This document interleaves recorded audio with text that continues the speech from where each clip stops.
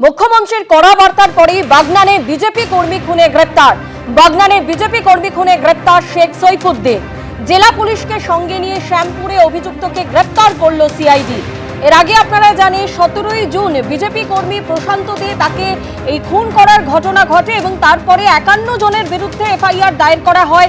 এর আগে এই ঘটনায় 10 জনকে গ্রেপ্তার করা হয়েছে। আর গতকাল মুখ্যমন্ত্রী শুভেন্দু অধিকারী তিনি মৃত বিজেপি কর্মীর বাড়িতে যান এবং সেখান থেকে কড়া বার্তা দেন যে পাতালেও যদি কোনো অপরাধী থাকে সেখান থেকে খুঁজে বের করে তাকে গ্রেপ্তার করা হবে।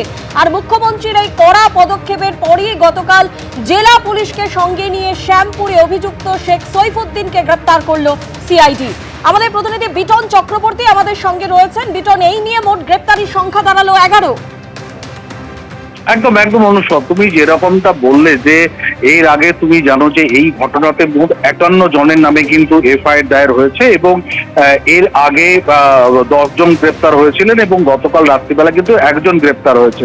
এবং তোমাকে যেটা বিষয়টা জানাই যে গত 17ই জুন কিন্তু এই প্রশান্ত দে তিনি কিন্তু নৃশংসভাবে খুন হন এবং তারপরে কিন্তু গতকাল এই পরিবারের সঙ্গে দেখা করে রাজ্যের মুখ্যমন্ত্রী শুভেন্দু অধিকারী কড়া বার্তা দেন এবং তিনি নিজেই যে বাগদার থানাতে গিয়ে পুলিশ প্রশাসনের আধিকারিকদের সঙ্গে যেভাবে বৈঠক করেন, পাশাপাশি তিনি কিন্তু বেরিয়ে এসে সেখানে সাংবাদিকদেরকেই তিনি জানিয়েছিলেন যে তার যে সরকার তারা কোনোরকম ভাবে অপরাধী বা দোষী যারা তাদেরকে কিন্তু কোনোভাবেই ছাড় তিনি দেবেন না এবং তার সরকার যে এরকম ভাবে জিরো টলারেন্স নীতিতেই যে চলছে এবং যে চলবে সেটা কিন্তু তিনি বারংবার এরকম ভাবে বিভিন্ন ক্ষেত্রে কিন্তু প্রমাণও দিয়েছেন। এর আগেও কিন্তু একাধিক ক্ষেত্রে দেখেছি যে বিভিন্ন ঘটনাতে যারা অভিযুক্ত হয়ে ফেরার ছিলেন বা যাদেরকে পুলিশ কখনো গ্রেপ্তার করতে পারেনি, কিছুটিও ছুটে পারেনি, কিন্তু মুখ্যমন্ত্রী শুভেন্দু অধিকারীর সঙ্গে দেখা করার পর সেই সমস্ত ঘটনাতে কিন্তু অভিযুক্তরা ধরা পড়েছে। এবং গতকাল শুভেন্দু অধিকারী কড়া বার্তার পর কিন্তু সিআইডি এবং হাওড়া জেলা পুলিশের তরফ থেকে যৌথ অভিযান চালানো হয় এবং সেখানে কিন্তু এই শেখ সৈফুদ্দিন যিনি অন্যতম অভিযুক্ত এই ঘটনাতে তাকে কিন্তু গ্রেপ্তার করা হয়েছে। এবং হাওড়া জেলা পুলিশ সূত্রে যেটা আমরা জানতে পেরেছি যে বাকি যে 40 জন যারা ফেরার হয়ে রয়েছেন তারা কিন্তু অবিলম্বে গ্রেপ্তার হবে, অন্তত এমনটাই জেলা পুলিশের তরফ থেকে জানানো হয়েছে। অনুসুয়া, বিটন, তুমি আমাদের সঙ্গে থাকো। একদিকে মুখ্যমন্ত্রী শুভেন্দু অধিকারী যেমন কড়া বার্তা দেন যে দোষীরা যেখানেই থাকুক না কেন তারা পাতালে থাকলেও তাদের সেখান থেকে খুঁজে বের করে তাদের গ্রেপ্তার করা হবে, আর অন্যদিকে একই সঙ্গে পরিবারের পাশে থাকার আশ্বাসও দেন মুখ্যমন্ত্রী শুভেন্দু অধিকারী। এর আগে এই ধরনের অনেক ঘটনাতে বিচার পায়নি বলে আজকে এই আস্ফালন হয়েছে। 2021 সালে পোস্টপোল ভায়োলেন্সে এই এলাকায় প্রচুর এই ধরনের ভুরি ভুরি অভিযোগ আছে। এগুলোতে পানিশমেন্ট হয়নি বলে প্রকাশ্যে বুক ফুলিয়ে গুন্ডারা, খুনিরা, অত্যাচারীরা ঘুরে বেড়াচ্ছে বলে এদের সাহস বেড়েছে। শাসকের আইন উঠে গেছে এই রাজ্যে, এখন আইনের শাসন প্রতিষ্ঠা হয়েছে, এটা প্রতিষ্ঠা করার দায়িত্ব আমার। এর আগে পুলিশ মন্ত্রী, মুখ্যমন্ত্রী আমার জানা নেই তারা ভিকটিমের বাড়িতে এসে কেস মনিটরিং করার কোনো ইতিহাস আপনাদের চোখেও পড়েনি। আমি তাদেরকে নির্দেশ দিয়েছি বাকি 41 জন যেখানেই থাকুক, পাতালের ভিতরে থাকলেও খুঁড়ে বের করে অ্যারেস্ট করতে হবে। আজকে আমি সিএম রিলিফ ফান্ড থেকে আরও 5 লাখ টাকা দিলাম এবং ওনার যে মেয়ে রয়েছে, বড় মেয়ে 22 বছর বয়স, তাকে আমরা একটি জব দিলাম। গতকাল বাগনানে নিহত বিজেপি কর্মীর বাড়িতে যান মুখ্যমন্ত্রী শুভেন্দু অধিকারী এবং দুষ্কৃতীদের বিরুদ্ধে কড়া বার্তা দেন তিনি বলেন 2021 ভোট পরবর্তী হিংসায় এই এলাকায় প্রচুর অভিযোগ আছে, শাস্তি হয়নি বলে বুক ফুলিয়ে ঘুরে বেড়াচ্ছে গুন্ডারা, খুনিরা। শাসকের আইন উঠে গেছে, রাজ্যে আইনের শাসন প্রতিষ্ঠা হয়েছে। আর মুখ্যমন্ত্রীর কড়া বার্তার পরেই এই ঘটনায় আরো একজনকে গ্রেপ্তার করেছে পুলিশ, যাকে শ্যামপুর থেকে গ্রেপ্তার করা হয়েছে। আর অন্যদিকে পরিবারের পাশে থাকারও আশ্বাস দিয়েছেন মুখ্যমন্ত্রী শুভেন্দু অধিকারী। মৃত বিজেপি কর্মীর স্ত্রী এবং মেয়ে তারা কি বলছেন শোনাবো। মুখ্যমন্ত্রী আমাদের পাশে ছিলেন, থাকবেন। আপনার বড় মেয়েকে অস্থায়ীভাবে চাকরি দেওয়ার ভিডিওতে হ্যাঁ চাকরি জয়েন করতে বলেছেন। কোথায় সেটা? ভিডিও।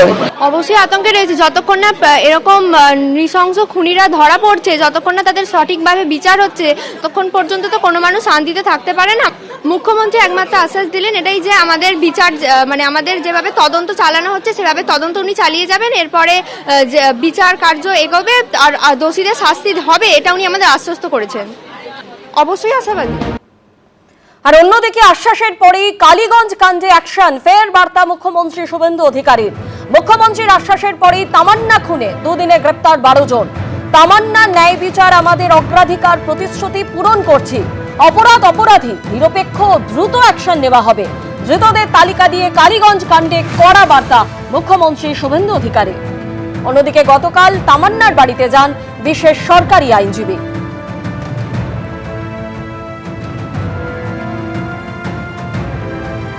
আপনি মেয়েকে নিয়ে এখানে দাঁড়িয়ে আর যা হাঁটছিলাম হাঁটছেন, ওকে পুকুরে নিয়ে যাচ্ছে। হ্যাঁ পুকুরে নিয়ে যে মেরে দিয়েছে ওরা, যখন ওই সামনে ওখানে ওই কথাগুলো ওখানে বললাম, ওইগুলো বলে তখন মেরে দিয়েছে। মেয়েটা এখানে পড়ে গেছে, আমি ওখানে পড়ে গেছি,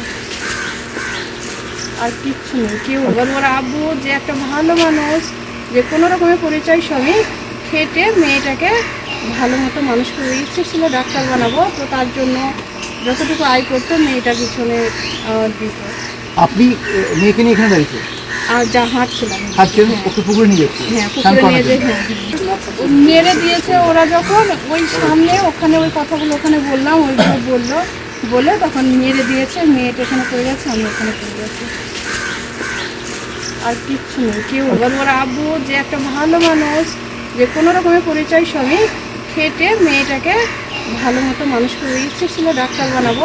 সব ধরা পড়ে গেছে একজন ছাড়া। পলিটিক্যাল কারণে ধরা হতো না, ভোট ব্যাংকের জন্য ধরা হতো না, ধর্ম সম্প্রদায় দেখে ধরা হতো না। এদেরকে লাইনে আনার দায়িত্বটা আমাদের। আমি আইনের বাইরে কিচ্ছু করতে কাউকে বলবো না। আইনে যা যা আছে সেটা হতো না, সেটা হবে। সেটা হলেই পরবর্তীকালে এই ধরনের জঘন্য কাজ করার ক্ষেত্রে 5 বার ভাবতে হবে। উত্তরবঙ্গের 5 জেলায় কমলা সতর্কতা জারি করা হয়েছে। আর কি বলা হচ্ছে আলিপুর আবহাওয়া দপ্তরের তরফ থেকে? অন্যদিকে দক্ষিণবঙ্গেরই বা অবস্থাটা আগামী কয়েকদিন কিরকম থাকবে জানাবেন প্রতিনিধি অরিত্রিক ভট্টাচার্য এই মুহূর্তে আমাদের সঙ্গে টেলিফোন লাইনে রয়েছে। অরিত্রিক, কি জানতে পারছো? দেখো, উত্তরবঙ্গে কিন্তু আপাতত বৃষ্টি চলবে এবং অতি ভারী বৃষ্টির সতর্কতা জারি করা হয়েছে দার্জিলিং, কালিম্পং, কুচবিহার, জলপাইগুড়ি, আলিপুরদুয়ার জেলায়। এবং তারপরেও কিন্তু আগামী কালকেও এই সতর্কতা রয়েছে। কমলা সতর্কতা জারি থাকছে এবং দক্ষিণ দিনাজপুর, উত্তর দিনাজপুর, মালদাতেও কিন্তু বৃষ্টির সম্ভাবনা রয়েছে। এই সতর্কতা সোমবার অবধি জারি থাকবে। মঙ্গলবারেও কিন্তু অতিবৃষ্টি কমলা সতর্কতা জারি থাকছে এবং তারপরেও বুধ থেকে শুক্রবার পর্যন্ত ভারী বৃষ্টির হলুদ সতর্কতা সেটা কিন্তু উত্তরবঙ্গে জারি রয়েছে এবং তার জন্যই পার্বত্য এলাকায় ধস, নিচু এলাকা প্লাবিত হওয়া বা নদীর জলস্তর বিপদসীমার উপর দিয়ে পাওয়ার একটা আশঙ্কা থাকছে। আর যদি দক্ষিণবঙ্গের কথা বলা হয় তাহলে যেটা বলতে হয় যে এই মুহূর্তে দক্ষিণবঙ্গেও বৃষ্টির সম্ভাবনা রয়েছে। আজকেই কিন্তু বিশেষ করে পশ্চিমের দিকের জেলাগুলিতে অর্থাৎ পুরুলিয়া, বাঁকুড়া, পশ্চিম মেদিনীপুর, পশ্চিম বর্ধমান, বীরভূম, মুর্শিদাবাদ সেখানে বৃষ্টির সম্ভাবনা বেশি থাকবে। সঙ্গে 40 থেকে 50 কিলোমিটার গতিবেগে ঝড়ের সম্ভাবনা। বাকি জেলাগুলোতেও কিন্তু 30 থেকে 40 কিলোমিটার বেগে ঝড় এবং বজ্রবিদ্যুতের সম্ভাবনা রয়েছে। সোমবার এবং মঙ্গলবার অর্থাৎ আগামী দুদিন দক্ষিণবঙ্গে বৃষ্টির সম্ভাবনা কিছুটা বাড়বে। সেক্ষেত্রে কিন্তু দক্ষিণবঙ্গের বেশ কয়েকটি জেলায় কমলা সতর্কতা জারি করা হচ্ছে। মঙ্গলবার থেকে মূলত বৃষ্টির পরিমাণ বাড়বে এবং বুধবার সেই পরিস্থিতি বজায় থাকবে, এমনটাই কিন্তু এখনো পর্যন্ত আলিপুর আবহাওয়া দপ্তর জানাচ্ছে। অর্থাৎ বর্ষা এই মুহূর্তে চলছে, মাঝে 2-1 দিন দক্ষিণবঙ্গে বৃষ্টি একটু কম রয়েছে, তবে সেটা আবার ধাপে ধাপে বাড়বে। উত্তরবঙ্গে আশঙ্কা জাগিয়ে বৃষ্টির সম্ভাবনা, ভারী বৃষ্টির সম্ভাবনা প্রায় শুক্রবার অবধি থেকে যাচ্ছে। অর্থাৎ উত্তরবঙ্গে দুর্যোগ আপাতত যেমনটা খবর পাওয়া যাচ্ছে অব্যাহত থাকবে। অবশ্যই পরিস্থিতির দিকে নজর থাকবে। অরিত্রিক, ধন্যবাদ তোমায়। এবিপি আনন্দ, এগিয়ে থাকে, এগিয়ে রাখে।